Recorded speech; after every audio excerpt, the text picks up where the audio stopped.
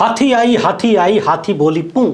सवाल यह है कि क्या यही मामला सुप्रीम कोर्ट को लेकर भी हो गया है। नवंबर 2022 में भारत की सुप्रीम कोर्ट को नए चीफ जस्टिस मिले, यानी चीफ जस्टिस ऑफ इंडिया। नाम DY चंद्रचूड़ उर्फ धनंजय यशवंत चंद्रचूड़। नाम में चंद्रचूड़ लगे होने की वजह से और इनके व्यक्तिगत पिछले कार्यकाल की वजह से, फैसलों की वजह से लोगों के बीच उम्मीद की एक मजबूत किरण नजर आई। और उसके बाद पद की शपथ लेने के उपरांत जिस तरह के वादे हमारे चीफ जस्टिस ने किए थे देश की जनता से, उसे सुनने के बाद हर कोई अपने मन में यह भरोसा पालने लगा कि कमजोर हो रही संवैधानिक संस्थाओं और तानाशाही रवैया अपना रही सत्ता की अकड़ को सुप्रीम कोर्ट कुछ कम करेगा और संविधान की मजबूती के लिए कठोर फैसले देखने को मिलेंगे। लेकिन पिछले लगभग एक साल में ही पूरी कहानी बदल चुकी है, पलट चुकी है। कहानी कैसे कैसे बदली है, आज आपके सामने 12 मामले लेकर आया हूं। 1 दर्जन से भी अधिक मामले आपके सामने रखूंगा, जिन्हें देखने के बाद बहुत कुछ समझ में आएगा। आज इस वीडियो में बात यह भी करेंगे कि क्या भारत के चीफ जस्टिस किसी तरह के मानसिक दबाव में काम कर रहे हैं, क्योंकि पिछले दिनों सुप्रीम कोर्ट की कार्यवाही के दौरान ही कुछ ऐसा देखने को मिला जो चौंकाने वाला था। कम से कम जस्टिस चंद्रचूड़ के बारे में ऐसा सोच पाना भी मुश्किल कहा जाता है। कुछ समय पहले ही सुप्रीम कोर्ट के ही वरिष्ठ अधिवक्ता प्रशांत भूषण ने बताया था कि किस तरीके से आज की सत्ता न्यायपालिका को अपने कब्जे में ले रही है, और 3 रास्ते उन्होंने बताए थे। उन तीनों रास्तों पर भी आज चर्चा करेंगे कि आखिर वो कौन सा रास्ता है जिसने सालों बाद जनता में पैदा हुए थोड़े से भरोसे को फिर से डिगा दिया है। वहीं जस्टिस चंद्रचूड़ को लेकर लोगों के मन में जो विश्वास पैदा हुआ था, उसके पीछे उन्हीं के पिता का बड़ा नाम भी शामिल है। इसे लेकर ट्विटर पर एक यूजर ने बड़ी जबरदस्त पोस्ट लिखी है। उस पोस्ट को वीडियो के आखिर में आपके सामने रखूंगा, एक एक शब्द को ध्यान से सुनते जाइएगा। मगर सबसे पहले बात होगी उन दर्जन भर मामलों की जिन्हें देखना और समझना आप सभी के लिए बेहद जरूरी है। बातचीत शुरू करने से पहले आप सभी से अनुरोध है कि यदि आप में पहली बार देख रहे हैं तो फेसबुक पर हमारे पेज को फॉलो कर लीजिए और यूट्यूब पर सब्सक्राइब करके घंटा बजा दीजिए। इसके साथ ही वीडियो को लाइक जरूर करिएगा। ये सब कुछ करने में आपका कुछ भी खर्च नहीं होता, लेकिन हमारे लिए, इस चैनल के लिए, आपके इस चैनल के लिए बहुत महत्वपूर्ण होता है। नवंबर 2022 में जब भारत के नए चीफ जस्टिस DY चंद्रचूड़ ने अपने पद और गोपनीयता की शपथ ली तो उन्होंने गांधी की मूर्ति पर फूल चढ़ाया और पत्रकारों के सवालों पर जवाब दिया कि मैं इस देश की जनता का भरोसा सुप्रीम कोर्ट में बढ़ाने की कोशिश करूंगा अपने फैसलों के माध्यम से, और इस देश के संविधान के लिए काम करूंगा। उनका यह वक्तव्य आज भी देश के बहुत सारे लोगों के दिमाग में गूंजता है। तो आइए अब हम ताबड़तोड़ उन 12 मामलों की चर्चा करते हैं जिन्होंने सुप्रीम कोर्ट में जनता का भरोसा बढ़ाने की बजाय कहीं न कहीं डिगाने का काम किया है। और यह बात किसी भी रूप में मेरी व्यक्तिगत नहीं है, यह बात आम जनता के भीतर से निकल रही है, वो भी सोशल मीडिया के माध्यम से। मैं न तो सुप्रीम कोर्ट, ना ही सुप्रीम कोर्ट के जज या फिर उनके किसी भी फैसले पर कोई टिप्पणी करने जा रहा हूं, बल्कि सीधे सीधे वही रखने जा रहा हूं जो हुआ है, जो होता जा रहा है। इस पूरे वीडियो में किसी भी रूप में किसी की अवमानना या फिर कोई आरोप नहीं लगाया जा रहा है। सबसे पहले बात राष्ट्रीय सेठ की कर लेते हैं। जनवरी 2023 में अमेरिका स्थित हिंडनबर्ग रिसर्च ने गौतम अडानी ग्रुप पर दुनिया के सबसे बड़े कथित फ्रॉड के आरोप लगाए और कहा कि पूरी दुनिया के इतिहास में अब तक का इतना बड़ा फ्रॉड किसी ने नहीं किया था। और ये आरोप हवा हवाई नहीं लगाए गए, इन लोगों ने सालों तक इस पर रिसर्च किया, ऐसा उनका दावा था। इस मामले पर जांच की मांग करते हुए संसद में क्या क्या हुआ आप सबने देखा। आरोप लगाया गया कि इसी वजह से राहुल गांधी की सदस्यता तक छीन ली गई। एक ऐसे छोटे से मामले में जिसे देखने के बाद कट्टर भाजपाई भी इसे अतिशयोक्ति मान रहे थे, यानी उनका भी कहना था कि राहुल गांधी के साथ ज्यादती की जा रही है। मगर चूंकि यह सब कुछ कोर्ट के माध्यम से हो रहा था तो फिर इसे सही ठहराने का माध्यम भी कोर्ट ही बन गया।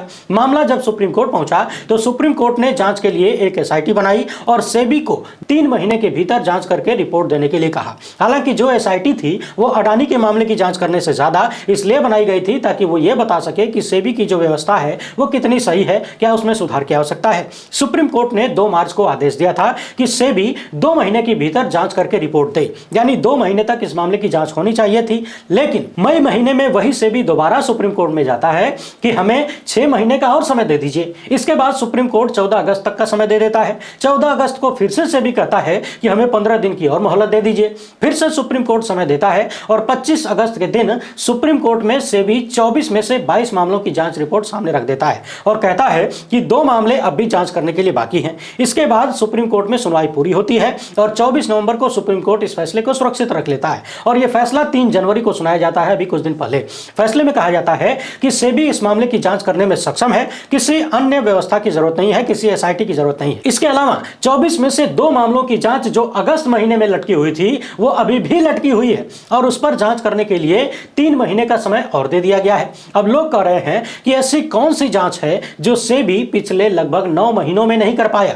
2 मामलों की जांच अगस्त में भी लटकी थी, अभी भी लटकी है, अगले 3 महीने तक और लटकी रहेगी और क्या पता उसके अगले 3 महीने या फिर सालों साल इसको लटका कर रखा जाए। अपने फैसले में सुप्रीम कोर्ट ने सेबी को क्लीन चिट दी, यानी सेबी पर भरोसा जताया, मगर जनता के बीच इसे अलग तरीके से प्रस्तुत किया गया है। हमने जब इस वीडियो में सुप्रीम कोर्ट और चीफ जस्टिस के फैसलों पर बात करनी शुरू की तो मन में डर था कि कहीं कोई ऐसी बात ना निकल जाए जो किसी तरह की अवमानना से जुड़ जाए। मगर सुप्रीम कोर्ट के फैसले को किस तरीके से मनमाने ढंग से प्रस्तुत किया जा रहा है, जरा इसे भी देख लीजिए। सुप्रीम कोर्ट ने अपने फैसलों में किसी भी रूप में अडानी ग्रुप को कोई क्लीन चिट नहीं दी है, बल्कि जांच अभी जारी है। लेकिन फिर भी गौतम अडानी ट्वीट करते हैं कि सत्यमेव जयते। अब ये जीत सत्य की थी या सेटिंग की है, इसका हिसाब किताब आप लोग लगाते रहिए। जीत है भी कि नहीं, ये भी हिसाब किताब लगाते रहिए। क्या सुप्रीम कोर्ट को यह देखना नहीं चाहिए कि उनके फैसलों को किस तरीके से लोग जनता के बीच पहुंचा रहे हैं और देश का गोदी मीडिया किस तरीके से इसे अडानी को क्लीन चिट की तरह प्रस्तुत कर रहा है? क्या यह चिंता का विषय नहीं है?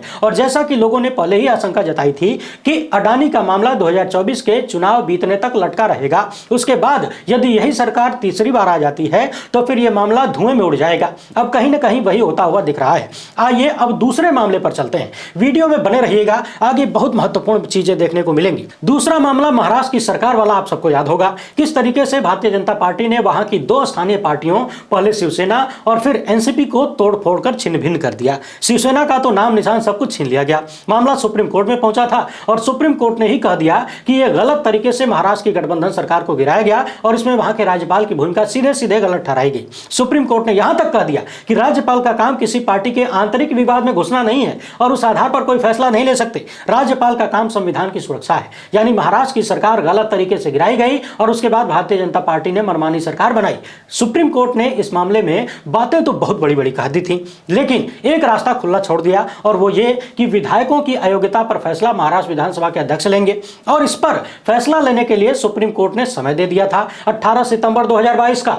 लेकिन महाराष्ट्र विधानसभा के अध्यक्ष लगभग 1.5 साल में अब तक विधायकों की अयोग्यता पर फैसला नहीं कर पाए हैं। इस बीच सुप्रीम कोर्ट ने कई बार फटकार लगाई, लेकिन फटकार खाली नाम की ही रही, उसका कोई असर हुआ नहीं और अभी भी यह मामला लटका पड़ा है। आखिरी समय 31 दिसंबर का दिया गया था सुप्रीम कोर्ट द्वारा शिंदे गुट के मामले में फैसला लेने के लिए और 31 दिसंबर के बाद फिर से 10 दिन का समय सुप्रीम कोर्ट ने दे दिया वहां के अध्यक्ष को। सोचने वाली बात यह है कि महाराष्ट्र जैसे महत्वपूर्ण राज्य की सरकार पिछले लगभग 1.5 साल से अवैध तरीके से गिराकर दूसरी सरकार चलाई जा रही है। सुप्रीम कोर्ट बार बार फटकार लगाता है, ताकतवर लोग बार बार समय मांगते रहते हैं और उनके अनुसार समय भी मिल जाता है। और जैसा कि पहले ही चर्चा हो रही थी कि किसी भी रूप में भारतीय जनता पार्टी यह नहीं चाहती कि 2024 के लोकसभा चुनाव से पहले महाराष्ट्र में उनकी सरकार गिर जाए और वो लोग इस मामले को लोकसभा चुनाव के बाद तक खींच कर ले जाएंगे। यहां भी अडानी वाले मसले की तरह कुछ वैसा ही होता हुआ दिख रहा है। लोकतंत्र में जनता द्वारा चुनी हुई सरकार का बंटाधार किस तरीके से होता है और संविधान की रक्षा करने वाला सुप्रीम कोर्ट किस तरीके से उस मामले को टुकुर टुकुर देखता रहता है, फटकारता है लेकिन कुछ करता नहीं, कोई ठोस निर्णय निकल कर नहीं आता, यह सब कुछ आपके सामने है। तीसरा मामला है 370 का। अगस्त 2019 में 370 के कुछ प्रावधानों को हटाया गया, लेकिन 4 साल बाद सुप्रीम कोर्ट इस मामले पर एक्टिव हुआ, सुनवाई हुई और फैसला आया। फैसला इस तरह का आया कि जगह जगह इस पर सवाल उठाए जाने लगे। इस मामले में सुप्रीम कोर्ट ने अपने ही फैसले में विरोधाभास दिखता है, इस तरह का आरोप कांग्रेस पार्टी ने लगाया। कांग्रेस ने कहा कि जम्मू कश्मीर के 2 हिस्से करके जम्मू कश्मीर और लद्दाख बनाया गया। एक पर सुप्रीम कोर्ट कहता है कि इसे केंद्र शासित बनाने पर हम कुछ नहीं बोलेंगे और लद्दाख के मामले में कहता है कि यह फैसला सही था। इन दोनों ही मामलों में एक ही काम किया गया सरकार द्वारा, एक सही और एक पर चुप्पी। क्या यह विरोधाभास नहीं है? इसके अलावा सुप्रीम कोर्ट के ही पूर्व जज ने सवाल उठाया और संदेह जताया कि सुप्रीम कोर्ट का यह फैसला आने वाले वक्त में देश के संघीय ढांचे को नुकसान पहुंचा सकता है।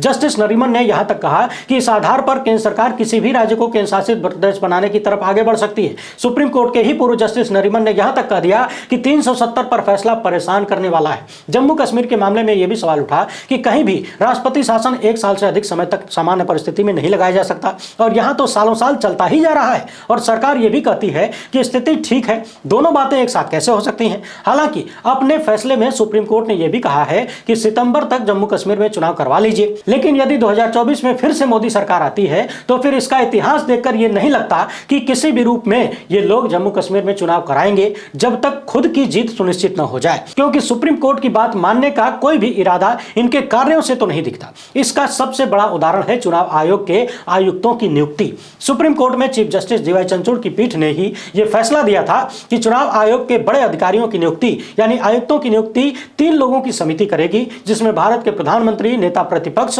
और चीफ जस्टिस होंगे। इसके साथ ही यह रास्ता भी खोल दिया गया कि जब तक सरकार इस पर कोई कानून नहीं बना लेती तब तक फिर क्या था, सरकार ने दिन रात एक करके कानून बना दिया और ऐसा कानून बना दिया कि चीफ जस्टिस को ही बाहर निकालकर रास्ता दिखा दिया। अब इसमें प्रधानमंत्री, उनका एक मंत्री और नेता प्रतिपक्ष होंगे, यानी चुनाव आयोग में सारे बड़े अधिकारी वही होंगे जिन्हें सरकार बनाना चाहेगी। ये बात सीधे सीधे डॉक्टर भीमराव अंबेडकर के उन विचारों के खिलाफ है जिसमें वो कहा करते थे कि चुनाव आयोग कार्यपालिका से स्वतंत्र होना चाहिए। सीधी सी बात है, जिन अधिकारियों की नियुक्ति सरकार करेगी क्या वो सरकार के खिलाफ कभी जाएंगे? जबकि चीफ जस्टिस ने ही फैसला सुनाते वक्त कहा था कि चुनाव आयुक्त ऐसा होना चाहिए जो प्रधानमंत्री के खिलाफ भी फैसला लेने से चूके नहीं। लेकिन आज परिस्थिति क्या है ये आप सब जानते हैं, आप सबके सामने है। प्रधानमंत्री सरेआम कथित रूप से चुनाव आचार संहिता का उल्लंघन करते हुए देखे जाते हैं, लेकिन चुनाव आयोग की तरफ से एक शब्द नहीं निकलता। यहां एक बात और ध्यान देने वाली है, सरकार ने न सिर्फ चुनाव आयुक्तों की नियुक्ति अपने कब्जे में कर ली है, बल्कि यहां तक कानून बना दिया है कि अब आप चुनाव आयोग के अधिकारियों पर अपराध दर्ज नहीं करवा सकते, उनकी शिकायत नहीं कर सकते, चाहे भले वो आपके सामने खड़े होकर डंके की चोट पर बड़े से बड़ा चुनावी घोटाला कर रहे हो। और सरकार ने न सिर्फ वर्तमान में अधिकारियों को सुरक्षा दी है, बल्कि भविष्य में भी सुरक्षा दे दी है कि अभी हम जैसा चाहते हैं वैसा करो, भविष्य में भी तुम्हारे ऊपर कोई अपराध दर्ज नहीं होगा, टेंशन फ्री रहो, हम हैं तो मुमकिन है। यदि सिस्टमैटिक ढंग से देखा जाए तो यह सब कुछ नियमों के तहत ही किया जा रहा है। सरकार के पास अधिकार है कि वो सुप्रीम कोर्ट के फैसलों को पलट दे, इसी तरह से पलट दे, लेकिन इसके बाद सुप्रीम कोर्ट के पास भी यह अधिकार है कि वो किसी भी सरकार के लिए गए फैसले को पलट दे। हाल ही में आपने देखा था कि जजों की नियुक्ति का जो कॉलेजियम सिस्टम है उसे बदलने के लिए सरकार न्यायिक नियुक्ति आयोग की व्यवस्था लेकर आई, लेकिन सुप्रीम कोर्ट ने इस पूरी व्यवस्था को ही यानी 99वें संशोधन को ही रद्द कर दिया और सरकार दोबारा इस मामले में हिम्मत नहीं जुटा पाई कि वो सुप्रीम कोर्ट के विरुद्ध फिर से जा सके। लेकिन चुनाव आयोग के आयुक्तों की नियुक्ति को लेकर सुप्रीम कोर्ट फिलहाल खामोश है। कुछ लोग ये भी कह सकते हैं कि हो सकता है कि इसके बाद यह मामला सुप्रीम कोर्ट पहुंचा ही नहीं हो। तो सवाल यह है कि सुप्रीम कोर्ट किस मजबूरी में इंतजार कर रहा है? उसके पास स्वतः संज्ञान लेने का अधिकार भी तो है। और जब इस तरीके से पूरी की पूरी लोकतांत्रिक व्यवस्था को ही एक व्यक्ति अपनी मुट्ठी में ले रहा हो, अपने कब्जे में ले रहा हो, तब भी यदि सुप्रीम कोर्ट स्वतः संज्ञान न ले तो फिर क्या कहा जाए? हमारे देश की एक जांच एजेंसी है ईडी।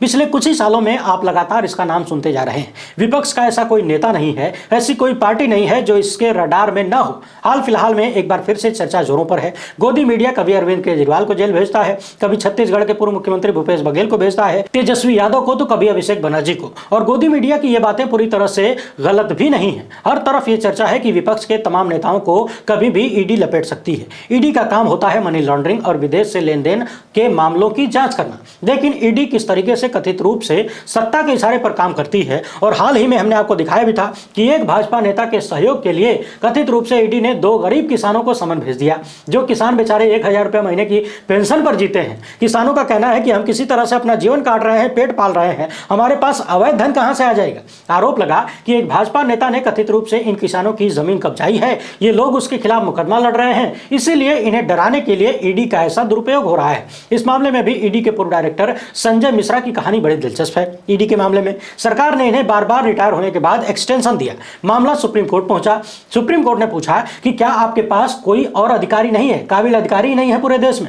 और अपने फैसले में सुप्रीम कोर्ट ने यहां तक कह दिया कि संजय मिश्रा की नियुक्ति पूरी तरह से अवैध है, यानी अवैध तरीके से नियुक्त किया गया एक व्यक्ति लंबे समय तक ईडी जैसी प्रमुख जांच एजेंसी का मुखिया बना रहता है। तो सवाल उठता है कि क्या उनके द्वारा लिए गए फैसले वैध थे या फिर अवैध अधिकारी के लिए हुए फैसले भी अवैध होने चाहिए। इसके अलावा संजय मिश्रा के मामले में भी सरकार ने जब जब मोहलत मांगी, जब जितना समय मांगा, सुप्रीम कोर्ट खुली बाहों से देता रहा। ईडी के छापों को लेकर भी विपक्ष सुप्रीम कोर्ट पहुंचा था। सुप्रीम कोर्ट ने कहा कि यदि कोई स्पेसिफिक मामला हो तो लेकर आइए, हम हम सामूहिक रूप से ये नहीं कह सकते कि ईडी कैसे छापेमारी करे, लेकिन सवाल यह है कि क्या ईडी की कार्यशैली का अवलोकन नहीं किया जाना चाहिए। आए दिन छापेमारियां हो रही हैं, कितने मामलों में क्या मिलता है, क्या पकड़ा जाता है, क्या खुलासा होता है और कितनी चार्जशीट दाखिल होती है, इनका पूरा रिपोर्ट क्या है। यदि आप ऊपर ऊपर भी देखेंगे, सब कुछ देखेंगे, तो ऐसा महसूस होगा कि जांच एजेंसियों ने छापेमारी का दुरुपयोग विपक्षी दल के नेताओं और उनकी पार्टी को बदनाम करने के लिए किया जाता है। गोदी मीडिया छापेमारी को ही दोष सिद्धि बताने के लिए दौड़ पड़ता है, जबकि बीजेपी से जुड़े हुए तमाम लोगों के यहां भर भर के पैसा पकड़ा जाता है, कैश पकड़ा जाता है। हाल ही में कृषि मंत्री का बेटा, केंद्रीय कृषि मंत्री का बेटा कथित रूप से वीडियो कॉल पर करोड़ों रुपए के लेन देन की बात कर रहा था, वहां अब तक ईडी का नाम तक सुनाई नहीं दिया। हाल ही में कर्नाटक के एक भाजपा विधायक ने अपनी ही पार्टी की सरकार पर आरोप लगा दिया कि कोविड के दौरान उनकी पार्टी की सरकार ने 40,000 करोड़ रुपए का घोटाला किया। इससे पहले कर्नाटक से ही भाजपा विधायक के यहां से करोड़ों रुपए कैश पकड़े गए थे, लेकिन कहीं कोई जांच एजेंसी नजर नहीं आई। गौतम अडानी की कंपनी को तो खुद गुजरात सरकार ने पत्र भेजा और कहा कि आपने कोयले का फर्जी दाम बताकर, अधिक दाम बताकर हमसे 3900 करोड़ रुपया अधिक ले लिया है, पैसा वापस कर दीजिए। यहां भी सीधे सीधे ईडी का मामला बन सकता था, लेकिन ईडी यहां तक नहीं पहुंच सकती, आप सब जानते हैं। आइए सुप्रीम कोर्ट में अब अगले मामले की बात करते हैं। पिछले कई सालों से आप लगातार सुन रहे हैं, अलग अलग राज्य जहां पर विपक्षी पार्टियों की सरकारें हैं, वहां केंद्र द्वारा नियुक्त किए गए राज्यपाल बहुत झंझट फैला रहे हैं। ऐसा आरोप लगता है राज्यों की चुनी हुई सरकारें विधानसभा से कोई विधेयक पारित करके राज्यपाल के पास भेजती हैं, क्योंकि राज्यपाल के हस्ताक्षर के बिना विधेयक कानून नहीं बन सकता। इसी बात का कथित दुरुपयोग करते हुए राज्यपाल विधेयकों को सालों साल लटका कर रखते हैं। केरल, तमिलनाडु, पंजाब, तेलंगाना, पश्चिम बंगाल जैसे राज्यों से लगातार ये आरोप सामने आए। सुप्रीम कोर्ट में मामला पहुंचा, सुप्रीम कोर्ट ने समय समय पर फटकार लगाई। एक राज्यपाल को फटकार लगाती है तो वो थोड़ा सा आगे बढ़ जाते हैं, फिर दूसरे के बारे में कुछ कहा जाता है तो वो थोड़ा बहुत आगे पीछे कर लेते हैं, लेकिन स्पष्ट रूप से ऐसा कोई आदेश सामने नहीं आया जिससे राज्य सरकारों की इस समस्या का निपटारा हो सके एक मुश्त तरीके से। राज्यपालों के मामले में तो सुप्रीम कोर्ट ने यहां तक कह दिया कि आप सिर्फ नाम के प्रमुख हैं, असली शक्ति जनता द्वारा चुनी हुई सरकार में है। यानी वक्तव्य बहुत तगड़े तगड़े आए, फैसला या आदेश उसके मुकाबले शायद कुछ भी नहीं। सुप्रीम कोर्ट के तमाम प्रयासों के बाद भी राज्यपाल खुलकर मनमानी करते हुए दिख रहे हैं, ऐसा आरोप लगता है। यानी यहां पर मामला सिर्फ आम जनता के भरोसे का नहीं है, बल्कि चुनी हुई सरकारें, राज्य सरकारों का भी भरोसा सुप्रीम कोर्ट से हिलता हुआ दिख रहा है। अगला मामला मणिपुर को याद कर लीजिए। पिछले कितने महीनों से देश का एक राज्य जल रहा है। हाल फिलहाल में फिर से 4 लोगों की हत्या हुई है। 2 महिलाओं को नग्न परेड कराने का वीडियो जब सामने आया तो चीफ जस्टिस ने स्वतः संज्ञान लिया और सरकार से कहा कि आप कुछ करिए, नहीं तो हम करेंगे। इसके बाद प्रधानमंत्री की जबान पर मणिपुर शब्द आया था। इससे संबंधित बहुत सारे मामले सुप्रीम कोर्ट में गए। सुप्रीम कोर्ट ने जांच से लेकर लोगों को राहत पहुंचाने तक के तमाम मामलों पर कई सारी बातें कही, लेकिन लोग ये कहते हैं कि जब एक राज्य की सरकार इस कदर फेल हो चुकी है, और न सिर्फ राज्य की सरकार बल्कि केंद्र सरकार भी मणिपुर के मामले में पूरी तरह से फेल नजर आती है वहां की हिंसा को रोकने में, तो फिर क्या सुप्रीम कोर्ट को कोई बड़ा फैसला और कड़ा फैसला इस मामले में नहीं लेना चाहिए था? क्या मणिपुर के मामले में किसी का फेलियर नहीं है, कोई जिम्मेदार नहीं है क्या? मणिपुर के मुख्यमंत्री, वहां का प्रशासन और देश के गृहमंत्री और प्रधानमंत्री तक कोई भी अपनी जिम्मेदारियों में असफल नहीं हुआ क्या? यदि नहीं रहा, सब सफल रहे, तो फिर मई से लेकर अब तक ये राज्य क्यों जल रहा है? और यदि इनमें से कोई अपनी जिम्मेदारी नहीं निभा पाया तो किसी को जिम्मेदार क्यों नहीं ठहराया गया? कहा जा सकता है कि अभी जांच चल रही है, बहुत सारे अधिकारी लगाए गए हैं, ये सब अपनी अपनी जगह पर हैं, लेकिन क्या 7-8 महीने में प्रथम दृष्टया किसी की लापरवाही या कमजोरी या साजिश नजर नहीं आती? एक वक्त था जब नैतिक आधार पर राजनीतिज्ञ अपने पदों से इस्तीफा दे दिया करते थे, लेकिन अब वो वक्त है कि जब नैतिकता नाम की पोटली को गंदे नाले में फेंक दिया गया है। किसी के शासनकाल में चाहे जितना बुरा काम हो जाए, राजनीतिक रूप से वो और मजबूत होते हुए दिखता है। वीडियो में बने रहिएगा, आगे बहुत कुछ है, बस सुनते जाइए। हाल ही में आपने देखा महुआ मोइत्रा जो कि टीएमसी की सांसद थी, इन पर आरोप लगा कि इन्होंने अपना आईडी और पासवर्ड एक बिजनेसमैन के साथ शेयर किया और कहा गया कि वो सवाल लिखकर भेजते थे और उन सवालों को महुआ मोइत्रा संसद में पूछती थी और इसके बदले में ये उनसे घूस लेती थी, यानी पैसा लेती थी और गिफ्ट वगैरह लेने का आरोप लगाया गया। जबकि दूसरे पक्ष ने कहा कि पैसा लिया तो कहां गया, गिफ्ट लिया तो कहां गया, क्या कोई सबूत है किसी के पास? लेकिन तमाम सवालों के बावजूद महुआ मोइत्रा को अपना पक्ष रखने तक का मौका नहीं दिया गया और सजा दे दी गई। और जब महुआ मोइत्रा सुप्रीम कोर्ट पहुंची इस मामले को लेकर, तब पहले तो उनके मामले की लिस्टिंग में बहुत लंबा समय लगा, कौन जज सुनवाई करेगा, और अब उन्हें मार्च महीने की तारीख दे दी गई है। जबकि आप सब जानते हैं कि मार्च अप्रैल में ही इस देश में लोकसभा के चुनाव होने वाले हैं। और सवाल ये उठता है कि यदि सुप्रीम कोर्ट महुआ मोइत्रा को इस मामले में सही पाता है और उन्हें बरी भी कर देता है तो इससे उन्हें क्या लाभ मिलेगा? सदस्यता तो वैसे भी खत्म हो जाती। सुप्रीम कोर्ट ही कहता है कि देर से मिला न्याय भी अन्याय की तरह होता है, और हाल ही में यही बात देश के गृहमंत्री भी दोहरा रहे थे। अब महुआ मोइत्रा को आने वाले समय में सुप्रीम कोर्ट से जो भी मिलेगा उसे न्याय कहा जाएगा या अन्याय कहा जाएगा, इसका फैसला आप लोग करते रहिए। और मार्च महीने में जो तारीख मिली है, एक ही दिन में सब फैसला तो हो नहीं जाएगा। बाकी आप सब जानते हैं कि जो वो लोग चाहते हैं अंत में हो वही रहा है। यानी आज की सत्ता जिस व्यक्ति को जिस रूप में सजा देना चाहती है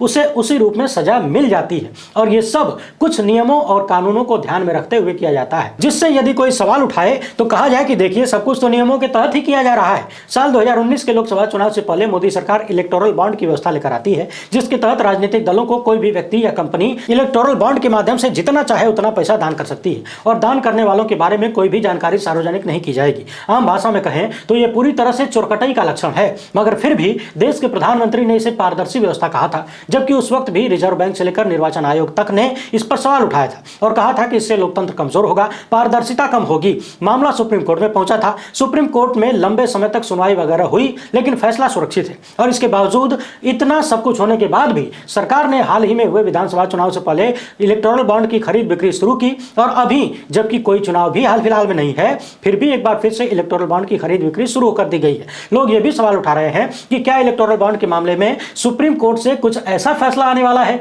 जिससे भारतीय जनता पार्टी को झटका लग सकता है। इसीलिए उस फैसले से पहले ही इलेक्टोरल बॉन्ड की खरीद बिक्री फिर से शुरू कर दी गई है, ताकि जितना लपेटना है ले लो।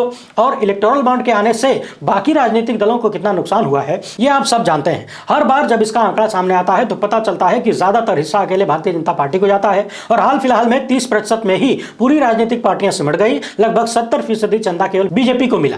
विपक्षी दलों का यह भी आरोप होता है कि जो लोग भी या फिर जो भी संस्थान या कंपनियां भी इन्हें पैसा देना चाहती हैं या चंदा देना चाहती हैं, मोदी सरकार ऐसे लोगों को टारगेट करती है, उन्हें धमकाती है और डराती है। कहा जाता है कि पैसा देना है तो हमको दो, किसी विपक्षी पार्टी को नहीं देना है। अब इलेक्टोरल बॉन्ड के मामले में जो भी फैसला सुप्रीम कोर्ट का आने वाला है वो लगातार टलता जा रहा है। लोग इसे भी कहीं ना कहीं सरकार के पक्ष में देख रहे हैं, भारतीय जनता पार्टी के पक्ष में देख रहे हैं। कांग्रेस जो कि भारत की सबसे पुरानी पार्टी है, उसकी हालत ऐसी हो गई है कि उसे जनता के सामने झोली फैलानी पड़ी है। कहना पड़ा है कि आप लोग हमारी मदद करिए और कोई रास्ता नहीं है। जबकि दूसरी तरफ भारतीय जनता पार्टी है जिसके पास इतना पैसा है कि 10 साल की सत्ता में ही उसने अलग अलग जिलों में 5 स्टार टाइप के कार्यालय बना लिए हैं। आसान भाषा में कहें तो देश की सबसे पुरानी पार्टी जिसने दशकों तक सरकार चलाई, उसके पास चुनाव लड़ने तक का पैसा नहीं है, जनता से चंदा मांग रही है। और भारतीय जनता पार्टी जो 10 साल पहले सत्ता में आई, उसके पास इतना पैसा आ गया है कि वीवीआईपी कार्यालय बन गए हैं। बाकी बीजेपी के एक एक कार्यक्रम में कितना पैसा खर्च होता है, अलग अलग पार्टियों को तोड़ने, उनके विधायकों को खरीदने में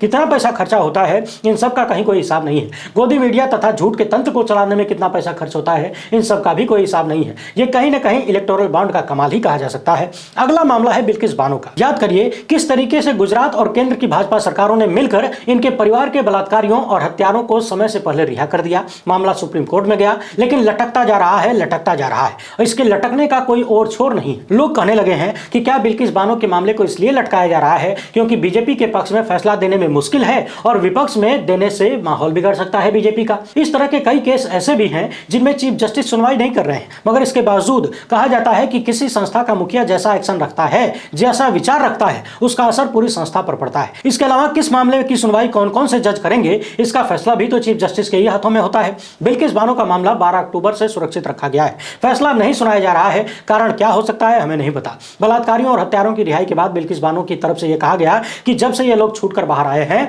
हम एक एक पल जिंदगी और मौत के बीच बिताते हैं। डर लगता है कि कब ये लोग क्या कर देंगे, कोई भरोसा नहीं है। ऐसे में क्या आप सोच भी सकते हैं कि बिल्किस बानो जैसी पीड़िता देश की न्याय व्यवस्था पर भरोसा करे? इसी तरह से पहलवान बेटियां जब दिल्ली में भाजपा सांसद ब्रजभूषण सिंह पर आरोप लगाते हुए धरना दे रही थी, उनकी एफआईआर तक नहीं लिखी जा रही थी, तब वो सुप्रीम कोर्ट पहुंची तो चीफ जस्टिस ने कहा कि तुरंत एफआईआर लिखिए। एफआईआर दर्ज हुई, उसके बाद क्या हुआ यह सब आपके सामने है। कार्यवाही को लेकर जब सुप्रीम कोर्ट के चीफ जस्टिस से गुहार लगाई गई तो उन्होंने कहा कि हमने एफआईआर करने का आदेश दे दिया है, आगे का काम हमारा नहीं है। आपको याद होगा किस तरीके से कथित रूप से अपनी दबंगई का प्रयोग करते हुए ब्रजभूषण सिंह ने पॉक्सो के तहत मामला बाहर करवा लिया। बाकी ब्रजभूषण सिंह का क्या हुआ यह आप सब देख रहे हैं, और अब तो कहानी उल्टी होती जा रही है। कल तक महिला पहलवान धरना प्रदर्शन कर रही थी उत्पीड़न के खिलाफ, और अब उन्हीं महिला पहलवानों के खिलाफ जूनियर पहलवानों को खड़ा कर दिया गया है। ये कहानी ठीक वैसे ही है कि जनता के सामने जनता को खड़ा कर दो और खुद तमाशा देखते रहो। किसान धरना दे रहे हो तो उन्हें आतंकवादी पाकिस्तानी बता दो, भक्तों को खड़ा कर दो, वो आपस में लड़ते भिड़ते रहें और सत्ता से सवाल करने वाले टूटकर बिखर जाएं। वैसे ही कहानी पहलवानों के मामले में भी देखने को मिल रही है। लोग पूछ रहे हैं कि क्या सुप्रीम कोर्ट इन सारे मामलों को नहीं देख पा रहा है कि देश में महिलाओं के साथ क्या क्या हो रहा है। और आज के चीफ जस्टिस को तो महिलाओं का हितैषी माना जाता रहा है। महिला अधिकारों को लेकर वो हमेशा बोलते रहे हैं, महिलाओं को आगे बढ़ाने को लेकर बोलते रहे हैं। उमर खालिद के मामलों को याद कर लीजिए। 2020 के दिल्ली दंगों के संबंध में इन्हें गिरफ्तार किया गया था। 1000 से अधिक दिन ये जेल में बिता चुके हैं। अब तक ट्रायल शुरू नहीं हुआ और जमानत तक पर सुनवाई नहीं हो पाई है। हाई कोर्ट ने खारिज कर दिया था, मामला सुप्रीम कोर्ट पहुंचा और सुप्रीम कोर्ट में लटक लटक कर लंबा होता जा रहा है। लोग कहते हैं कि जिस वीडियो के आधार पर उमर खालिद के खिलाफ आतंकवाद विरोधी कानूनों में मुकदमा दर्ज किया गया, उस वीडियो में उमर खालिद सीधे सीधे संविधान की बात कर रहे थे। बहरहाल ये सारे मामले जांच के हैं। उमर खालिद एक बेहद पढ़े लिखे और बौद्धिक रूप से संभ्रांत नौजवान है। उन पर आतंकवाद का मुकदमा लगाया गया, जमानत तक नहीं मिल पा रही है। और दूसरी तरफ राम रहीम जैसे हत्यारे और बलात्कारी हैं, जिन्हें जब वो चाहते हैं तब पैरोल और फरलो मिल जाती है। आराम से घूमते फिरते हैं, एक पार्टी का प्रचार करते हैं, नसीहत देते हैं, ज्ञान बांटते हैं और फिर अपने घर वापस चले जाते हैं। मैं यहां पर किसी भी रूप में उमर खालिद को सही या गलत नहीं बता रहा हूं। सवाल बस इतना सा है कि यदि उस नौजवान ने सच में कुछ गलत किया था और जब आतंकवाद की धाराओं में मुकदमा दर्ज है, तब तो यह बहुत संगीन मामला है। जल्द से जल्द इसकी सुनवाई पूरी होनी चाहिए। गलत पाया जाए तो बड़ी से बड़ी सजा दिया जाना चाहिए, फांसी पर लटका देना चाहिए। लेकिन मामले की सुनवाई न होना, जांच न होना और जमानत भी न मिलना, यह सब कुछ बहुत संदेह पैदा करता है। हाल फिलहाल में आपने देखा, दिल्ली दंगों से संबंधित ही दिल्ली के ही बहुत सारे मुस्लिम नौजवानों को कोर्ट ने रिहा कर दिया और यहां तक कह दिया कि दिल्ली पुलिस के पास इनके खिलाफ कोई सबूत नहीं था, लेकिन उन्हें बलि का बकरा बनाते हुए सिर्फ मुस्लिम नाम होने की वजह से उठाकर जेल में ठूस दिया गया।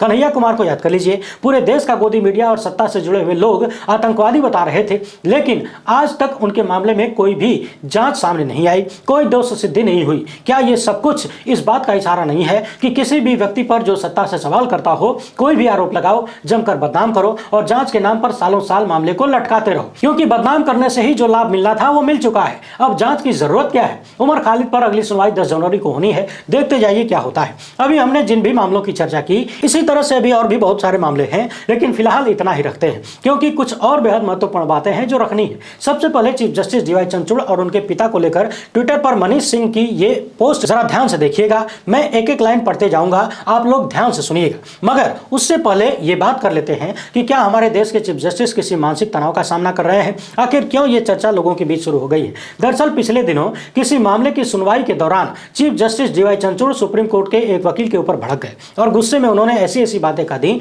जिसे देखकर लोग सोच में पड़ गए हैं कि चीफ जस्टिस चंद्रचूड़ ही है या फिर कोई और है। उन्होंने यह कह दिया कि तेज आवाज में बात मत करिए, पहले अपनी आवाज धीमी करिए। अगर आपको लगता है कि इस तरह से तेज बोलकर आप हमें डरा देंगे तो ऐसा नहीं हो सकता। मेरे 23 साल के करियर में आज तक ऐसा नहीं हुआ। आवाज धीमी करके बात करिए वरना कोर्ट से बाहर कर दूंगा। आपको पता होना चाहिए कि आप कहां खड़े हैं। क्या आप हर बार जस्टिस पर इसी तरह से चिल्लाते हैं? इसके बाद वकील ने माफी मांगी और अपनी बात को विनम्रता से रखा, लेकिन जिस तरीके से चीफ जस्टिस भड़क गए उसे देखकर लोग ये चर्चा करने लगे हैं कि डीवाई चंद्रचूड़ जैसा व्यक्ति, जिन्हें बेहद शांत और सौम्य माना जाता है, लेकिन पिछले लगभग 1 साल के भीतर ही ऐसे कई मौके आए हैं जब चीफ जस्टिस कार्रवाई के दौरान वकीलों पर भड़कते हुए, नाराज होते हुए नजर आए हैं। अब लोग ये कहने लगे हैं कि कहीं ऐसा तो नहीं कि चीफ जस्टिस किसी मानसिक तनाव का, किसी दबाव का सामना कर रहे हैं, क्योंकि ऐसा अक्सर होता है। यदि आप करना कुछ और चाह रहे हो और करना कुछ और पड़े या फिर हो कुछ और रहा हो तो भीतर से झल्लाहट पैदा होती है। सामान्य सी बातों पर भी जरूरत से ज्यादा गुस्सा आने लगता है। तो इन्हीं चीजों को लेकर लोगों के मन में अलग अलग संदेह पैदा हो रहा है। हाल ही में आपने देखा, सुप्रीम कोर्ट के ही वरिष्ठ अधिवक्ता प्रशांत भूषण ने कहा था कि मोदी सरकार 3 तरीकों से न्यायपालिका पर कब्जा कर रही है। पहले तो जजों के चयन में यानी नियुक्ति में भेदभाव किया जाता है, दूसरा है जजों को लालच दिया जाता है रिटायरमेंट के बाद बड़े बड़े पद देने का, और तीसरा उन्होंने कहा था कि जजों या उनके नजदीकी रिश्तेदारों की कमजोर नस ढूंढी जाती है, जांच एजेंसियों को लगाकर जजों को ब्लैकमेल करवाया जाता है। इसी तरह की बातें सुनने के बाद लोगों के मन में यह संदेह पैदा हो रहा है कि जिस तरीके की छवि चीफ जस्टिस डीवाई चंद्रचूड़ की थी, पिछले कुछ महीनों में कहानी बदली बदली सी नजर आ रही है। लोग यहां तक कहने लगे हैं कि चीफ जस्टिस चंद्रचूड़ भी रंजन गोगोई बनते हुए दिख रहे हैं। याद करिए, रंजन गोगोई को एक महिला के मामले में फंसते हुए पूरे देश ने देखा। महिला ने उन पर छेड़छाड़ का आरोप लगाया और फिर उस मामले की जांच रंजन गोगोई के हाथों में दे दी गई। उन्होंने खुद को निर्दोष पाया, लेकिन चौंकाने वाली बात यह थी कि आरोप लगाने वाली महिला के खिलाफ कोई कार्रवाई नजर नहीं आई।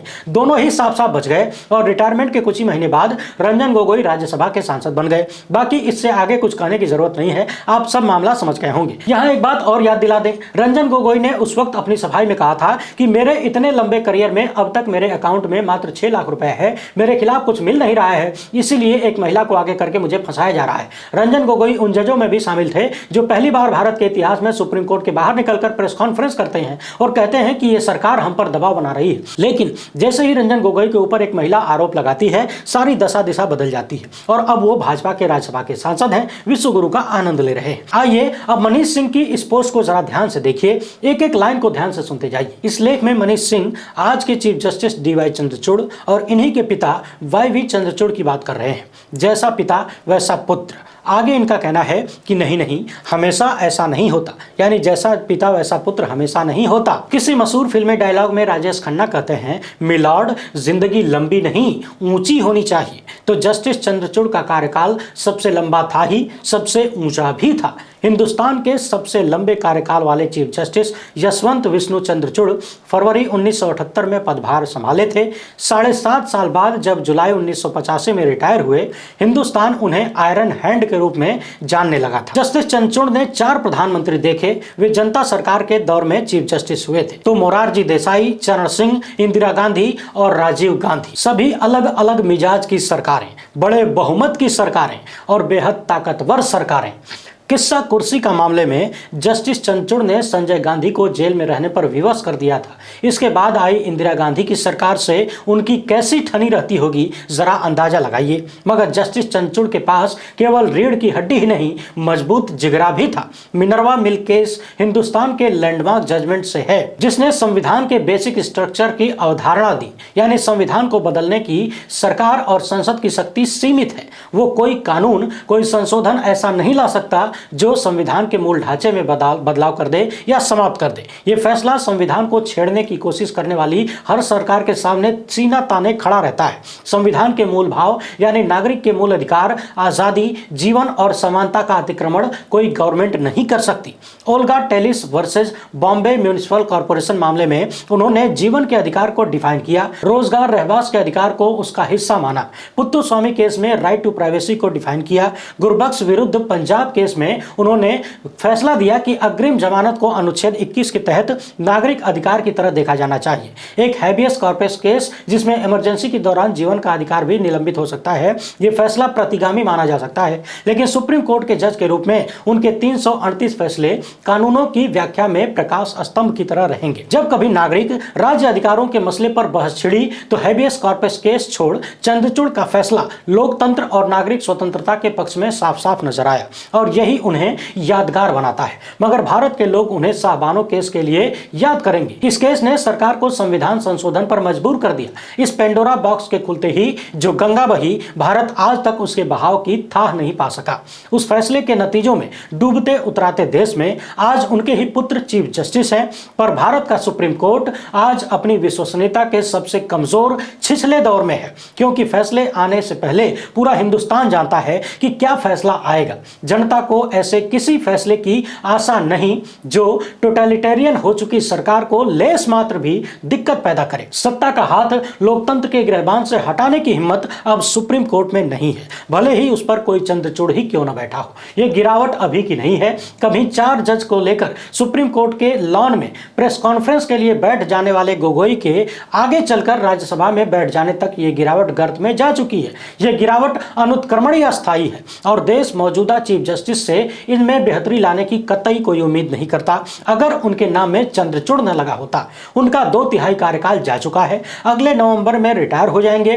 फैसलों से इतर वे टिप्पणियां अच्छी करते हैं, मजमू में वे शानदार बोलते हैं, वे बड़े लोकप्रिय हैं। मगर लोकप्रिय तो कुणाल कामरा और अरिजीत सिंह भी हैं। उनके पिता लोकप्रिय होने के लिए नहीं, अपने फैसलों के लिए याद किए जाते थे। एक कॉन्स्टिट्यूशनल इंस्टीट्यूशन कॉन्स्टिट्यूशन की इज्जत रखे जाने और अपने वकार कायम से विश्वसनीय होता है। जब वो न्याय के साथ खड़ा हो, दहाड़ कर खड़ा हो, तो विश्वसनीय होता है। आज सुप्रीम कोर्ट की टोपी महाराष्ट्र में रोज उछल रही है, हर दूसरे दिन किसी प्रेडिक्टेबल फैसले से उछल रही है। सरकार और लोकशाही के बीच रस्साकसी में कोर्ट जब सरकारी प्रतीत होता है तो इसके शीर्ष पर बैठे शख्स को देखकर मुझे उस शख्स के लिए दुख होता है जिसका दौर सबसे लंबा ही नहीं बल्कि सबसे ऊंचा भी था। तो शायद अंग्रेजी की यह कहावत हमेशा सच हो जरूरी नहीं है, like father like son, no not always, यानी जैसा पिता वैसा पुत्र। नहीं, ऐसा हमेशा नहीं हो सकता, ये बदल भी सकता है।